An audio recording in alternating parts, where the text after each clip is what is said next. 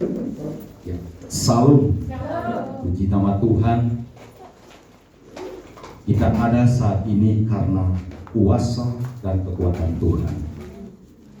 Bapak Ibu sidang jemaat yang dikasihi Tuhan, di pagi hari ini kita akan datang dengan sungguh-sungguh yang beriman, bukan asumsi di gereja, tapi melainkan dengan iman datang bersekutu kepada Tuhan, bahwa roh Allah menyatu buat saudara. Kita sebagai orang percaya hadirkan, yaitu roh Allah yang berkuasa, supaya kita dipenuhi oleh kuasa Allah. Bapak Ibu yang dimuliakan, yang dikasihi oleh Tuhan, banyak dunia luar ya selalu mengagung-agungkan apa yang dia punya, selalu mengagung-agungkan dunia. Padahal itu hanyalah sementara. Saudara yang dikasihi Tuhan, orang beriman di saat tidak memiliki apa-apa. Ini orang-orang percaya. Ya, kalau kita melihat siapakah kita dulu, kadang-kadang sebagai orang Kristen banyak juga yang doanya tidak dijawab oleh Tuhan. Kenapa? Kita harus sebenarnya introspeksi diri, saudara. Ya, bahkan hari ini, saudara, saya membawa tema 2 perbedaan iman. Ini, saudara, 2 perbedaan iman. Baik orang Kristen yang sudah dibaptis atau orang Kristen ya yang belum dibaptis, yang artinya dia sudah pernah ke gereja tapi tidak mau dirinya dibaptis. Ini 2 perbedaan iman yang saya bawa temanya di pagi hari ini. Yang pertama adalah iman dunia adalah sementara. Mungkin saudara bisa lihat bagaimana istri daripada Abraham, ya. Terus yang kedua, ada iman dari Allah adalah kekalan. Nah, sekarang saya membawa 2 tema. Ya. Ada 2 komponen hidup. Ya. Kalau kita mau melihat, saudara yang dikasihi Tuhan, mari kita melihat di Markus, saudara. Ya. Ya, sedang jemaat yang dikasihi Tuhan, kita akan melihat di Markus pasal 5. Ya, saya akan bacakan ayat 25, 26. Iya, Markus pasal 5 ayat yang ke-25, 26. Kita akan belajar ayat, saudara yang dikasihi Tuhan, karena di pagi hari ini ada 2 perbedaan iman, ya. Yang pertama ada iman dunia sementara, ada iman dari Allah adalah kekekalan. Markus 5 ayat 25 dan 26 saya akan bacakan. Demikianlah firman Tuhan. Adalah di situ seorang perempuan yang sudah 12 tahun lamanya menderita pendarahan. Lalu ayat 26, ia telah berulang-ulang diobati oleh berbagai tabib, sehingga telah dihabiskannya semua yang ada padanya. Namun sama sekali tidak ada faedahnya. Malah sebaliknya keadaannya semakin memburuk. 26 saya tekankan, di sana ada wanita pendarahan 12 tahun. Ya, saudara, 12 tahun. Kalau saya, menurut pribadi saya, karena ayat yang ke-26 ini berhubungan yang dalam penggalian firman yang saya gali, yaitu 11 tahun, ya, 11 bulan, 29 hari setengah mencapai 31 hari. Saudara, mari tangkap firmannya, ayatnya yang ke-26. Ia telah berulang-ulang diobati, ya, firmannya lihat, oleh berbagai tabib, mungkin orang pintar, ya, sehingga telah dihabiskannya semua yang ada padanya. Mungkin dia punya kekayaan, dihabiskan untuk mencari tabib. Ini saudara yang dikasihi Tuhan. Namun sama sekali tidak ada faedahnya, malah sebaliknya keadaannya makin memburuk. Di sini ditekankan ada 12 tahun wanita pendarahan. Nanti ada sambungnya, saudara. Tetapi saya penggaliannya dari sebelum 12 tahun 11 tahun, 11 bulan, 29,5 hari. Habis total kekayaan wanita pendarahan itu. Maka di 1,5 karena Desember 31 hari ya. Di akhir itu ada sisa 1,5 tahun. Makan pun dia tidak bisa. Maka dia kembali ke Yesus. Dia katakan, ku jabat jubahnya, sembuh, berikan kemuliaan Tuhan. Ini sudah lagi kasih. Banyak saya sudah 15 tahun Kristen, hanya mendengarkan wanita itu beriman 12 tahun pendarahan sembuh. Amin. Tetapi hari ini koreksi. Kalau ada orang Kristen belum dijawab Tuhan, ya karena apa? Karena masih mengandalkan gonogininya. Saya kuat, amin. Saya punya uang, saya gemuk, saya ganteng. Saya tidak perlu mengandalkan Yesus.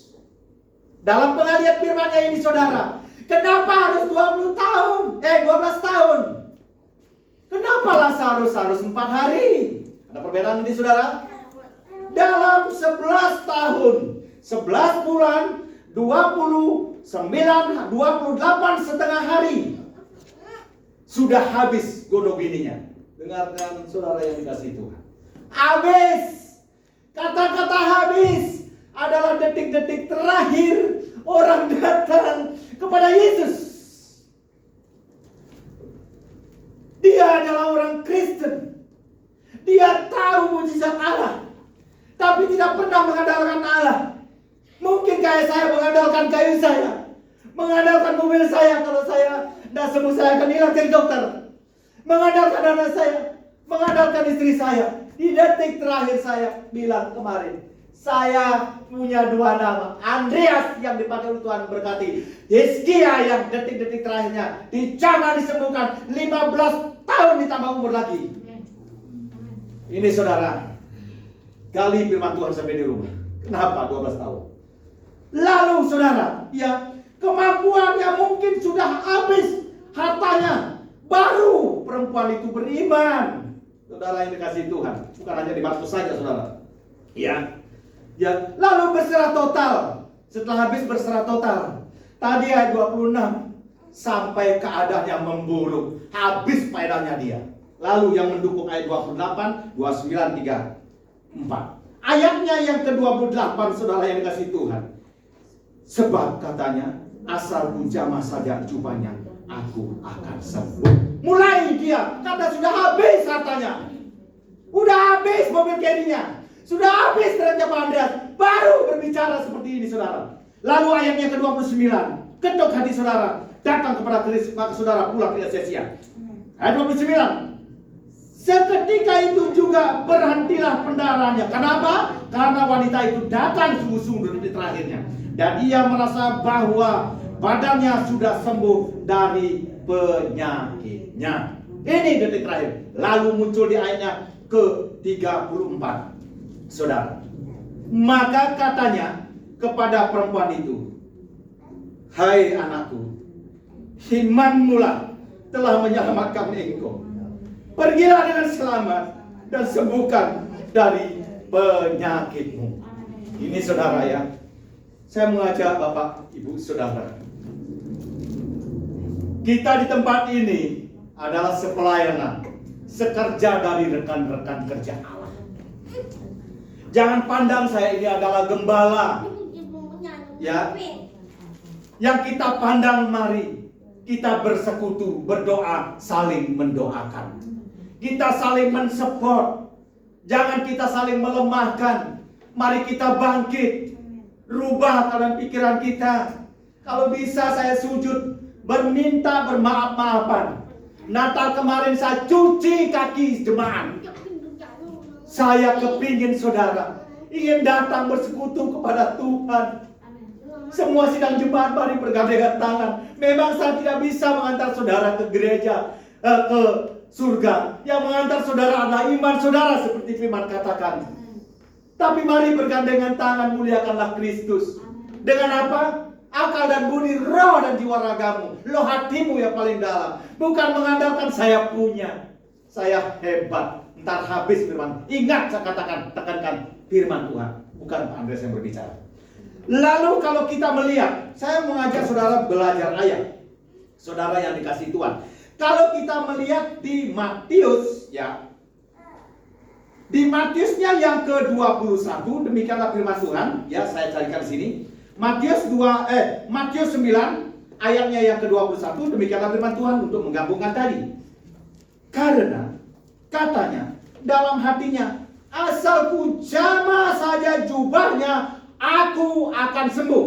Berarti saya menggandeng ayat ini dari Markus ini, saya gandengkan ke Matius. Saudara yang dikasih Tuhan, kalau kita melihat lagi, saudara yang dikasih Tuhan, yaitu di Yohanes, ya, kita melihat Yohanes pasal 2. Gampang sekali saudara.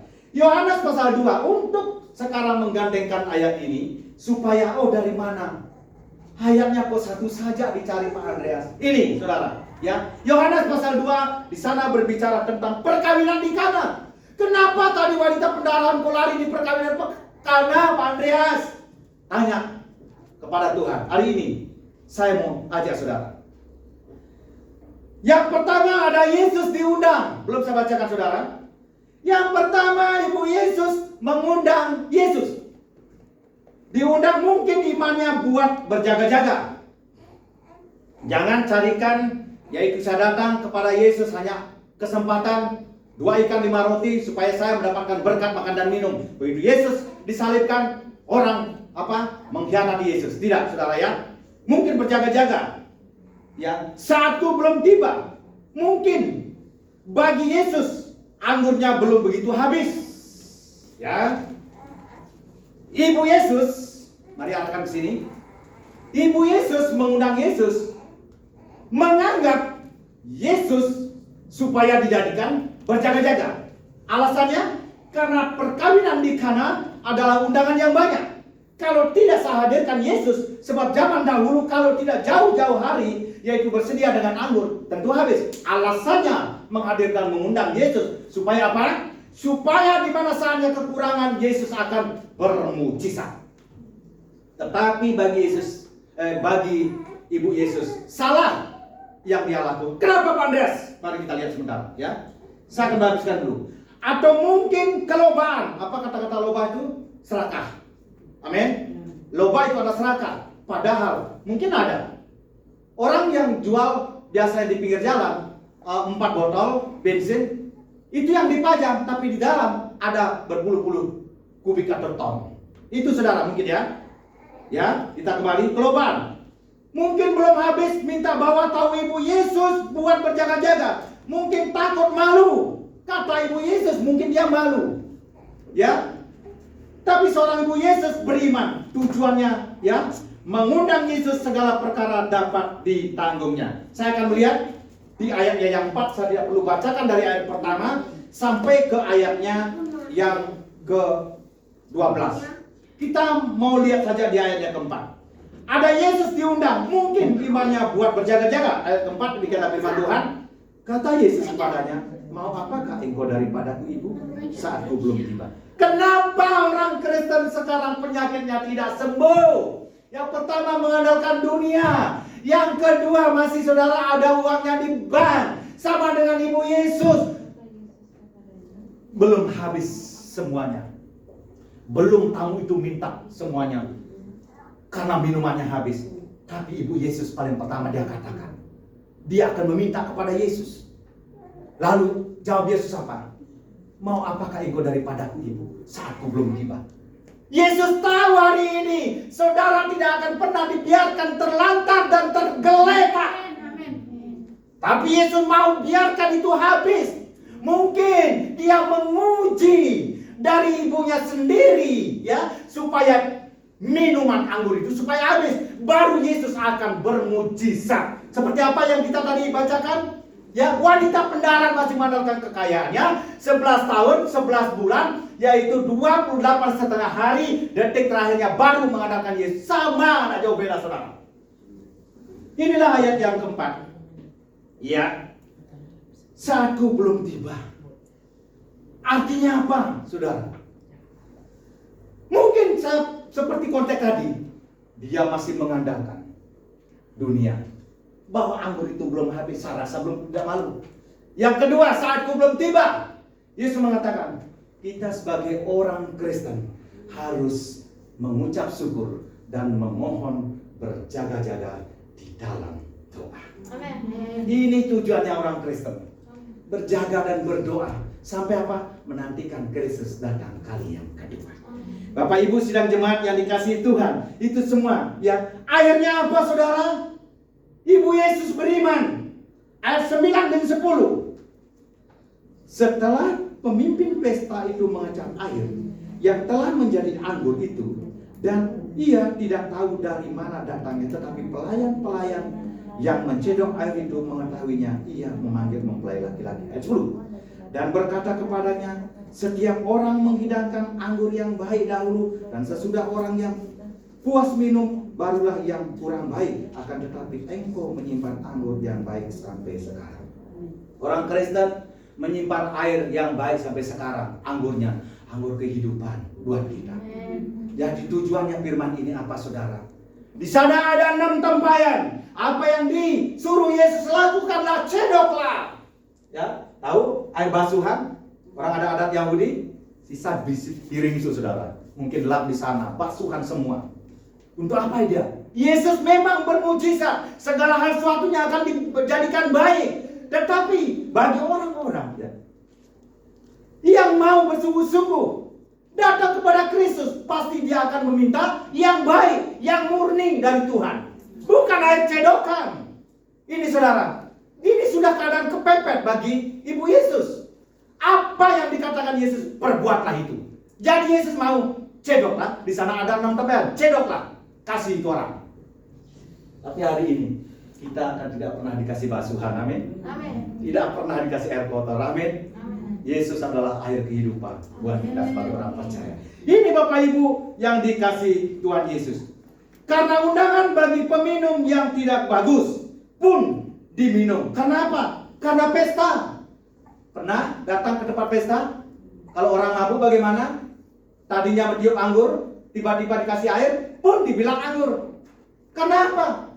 Mungkin secara saya pribadi, saya akan cedok air itu, kasih aja lama air itu. Nanti dia kan sudah mabuk, dia kan tidak sadar diri. Pasti air itu dikatakan apa? Anggur. Ingat, sebagai orang percaya di dalam kasih Kristus, anggur yang kita minta, anggur yang kita minum di perjamuan kudus dalam perpuluhan sekali ini saudara yang kita mau, yang disebut dengan anggur kehidupan. Ini saudara yang dikasih Tuhan. Yang kurang baik dialah untuk pemabuk-pemabuk. Ada ayat di pemabuk, saudara yang dikasih Tuhan. Bapak Ibu sidang jemaat yang dikasih Tuhan, ya. Lalu iman yaitu orang buta. Saya menggabungkan dari Mazmur sampai ke Matius sampai ke Yohanes. Lalu mari kita akan melihat di Matius, saudara, yaitu ada orang buta. Ini saudara, kenapa ada perbedaan? Ya, perbedaannya perempuan 12 tahun pendarahan, dia juga mendapatkan mujizat.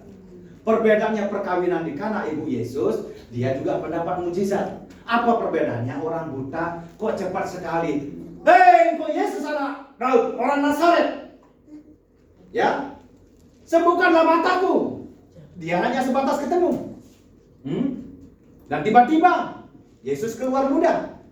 Pegang ludah, tempelkan di kening, terjadi kesembuhan. Apa bedanya?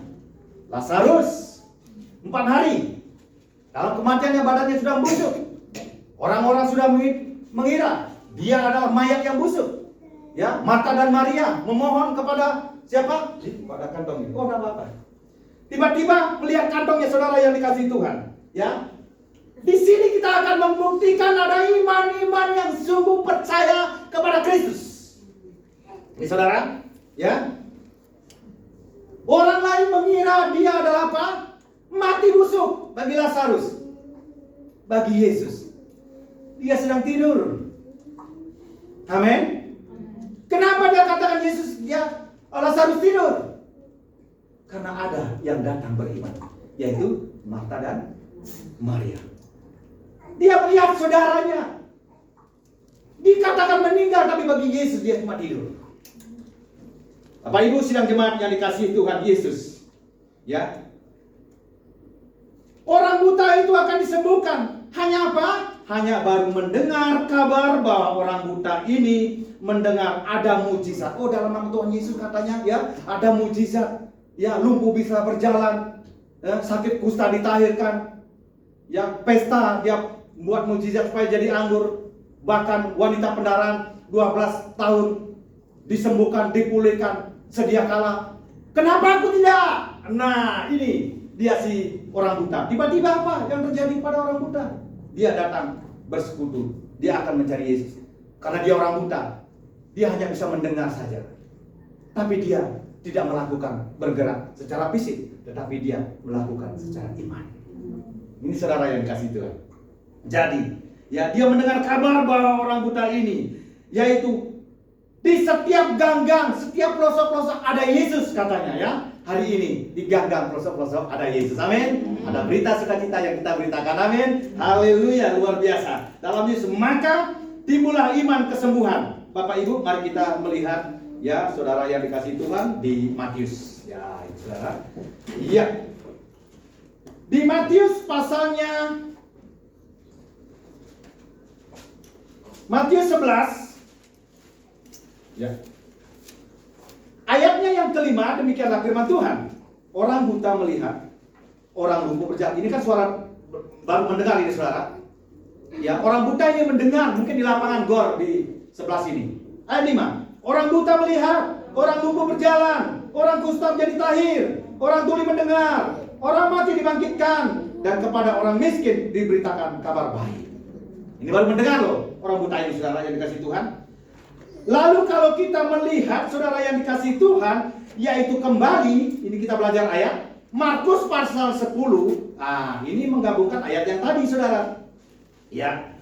Markus pasal 10 kembali saudara. Nanti besok-besok catat di sana ya. Ya. Nanti kita di luar bisa pelayanan. Ya, Markus 10 ayatnya ini ada 3 ayat, 48, 51, 52. Ayatnya yang ke-48, demikianlah firman Tuhan.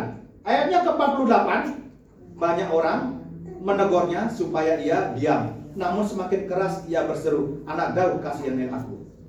Saudara yang dikasihi Tuhan, apabila hari ini saudara yang sudah diselamatkan, dimeteraikan di dalam nama Bapa, Putra, Roh Kudus menjadi orang percaya, disuruh saudara sekarang sembuh, sakit sembuh, miskin kaya, tidak memiliki jalan keluar, diberikan jalan kemudahan.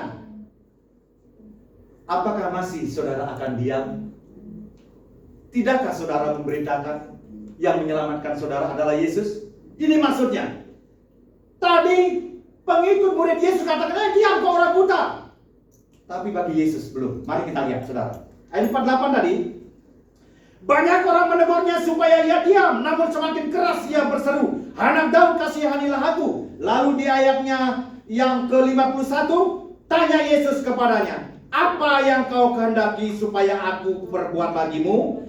Jawab orang buta itu, Rabuni, supaya aku dapat melihat.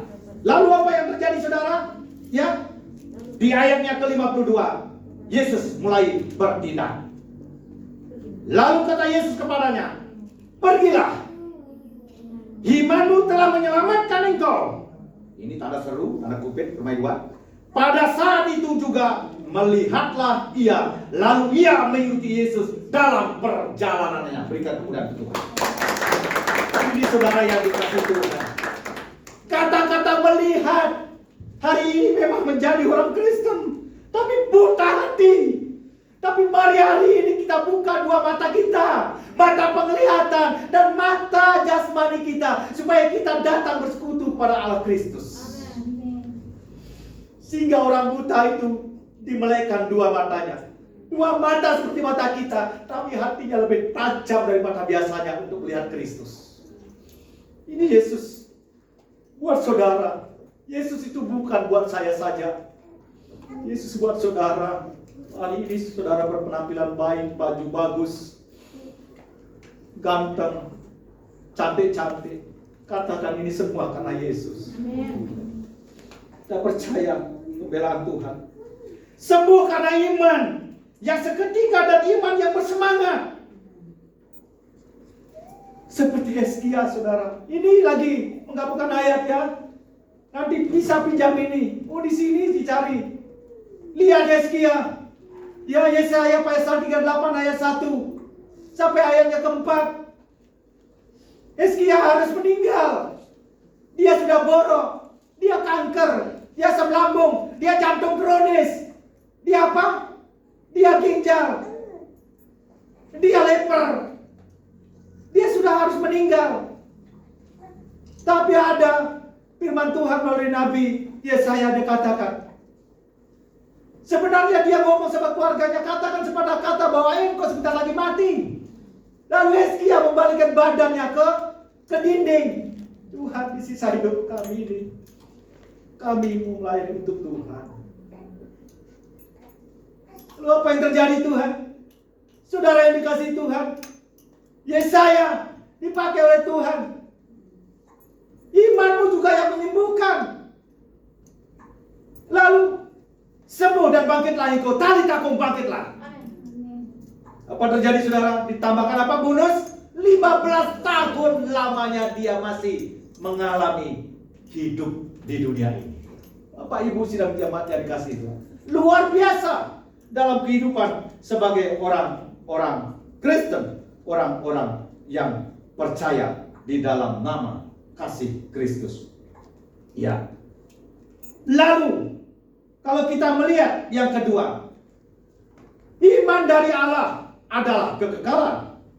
Ya. Iman yang tidak digoyahkan. Apapun alasan, iman itu harus kuat. Kenapa saya mengakui ya di mimbar, ya saya mengandalkan saya punya uang. Ampuni hamba-Mu Tuhan. Saya mengandalkan semua apa yang saya ada. Sedikit-dikitnya datang ke apotek, sedikit-dikitnya datang ke dokter. Detik-detik terakhir 4 hari kemarin, semua obat sudah saya minum. Saya lakukan firman Tuhan. Saya menghadap ke dinding. Saya katakan tidak seorang pun ya. Pernah saudara baca bagaimana prajurit ya datang seorang perwira kepada Yesus.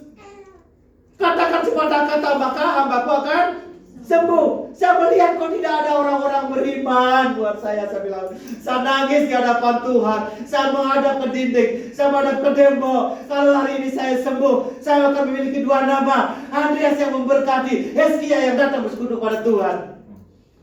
Lalu anak saya dipakai bergandengan tangan. Saya seperti mayat di kasur. Semua nangis berdoa di mana saatnya. Doa-doa orang benar sampai meneteskan air mata, dia akan dijawab doanya. Seperti orang buta ini saudara yang dikasihi Tuhan. Seperti wanita pendarahan ini. Nah jauh beda dengan saya. Mengandalkan dunianya. Setelah habis kekayaannya, orang wanita pendarahan baru detik terakhir datang kepada Yesus. Jadi saudara saya yang mengalami. Sebelum saudara saya tidak meminta kepada Tuhan, biarlah di tempat saya aja yang terjadi. Saudara tidak akan pernah terjadi apa yang seperti saya alami. Biarlah saya yang mengalami sebagai gembala sendiri, bahwa saya bisa bersaksi di mimbar supaya tidak ada jejak-jejak yang pernah diikuti oleh jemaat. Biarlah jemaat itu beriman datang terus kepada Yesus sebagai Sang Juru Selamat dalam pribadi. Bapak Ibu sidang jemaat yang dikasihi Tuhan, hari ini mari kita mengucap syukur kepada Tuhan. Tidak ada alasan untuk tidak akan beriman.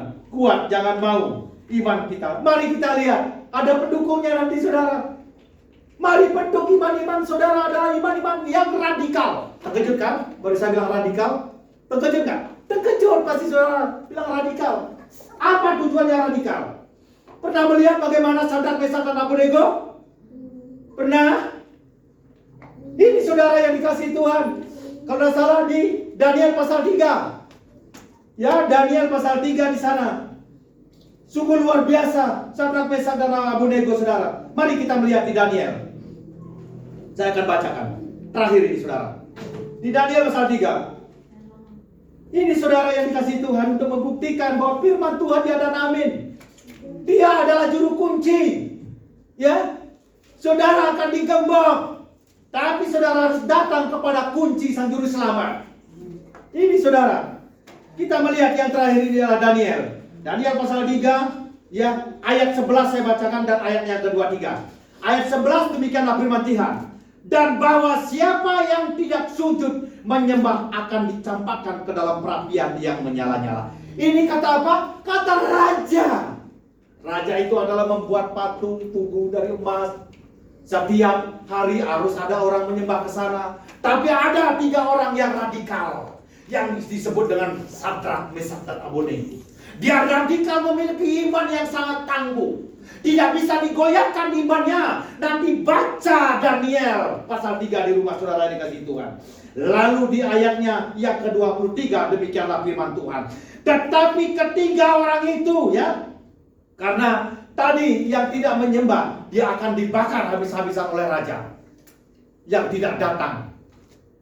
Lalu ayatnya yang ke-23 demikianlah firman Tuhan. Tetapi ketiga orang itu, yakni Sadrak, Mesak, dan Abednego, jatuh ke dalam perapian yang menyala-nyala itu dengan terikat. Ini untuk membuktikan saudara, dia terikat saudara.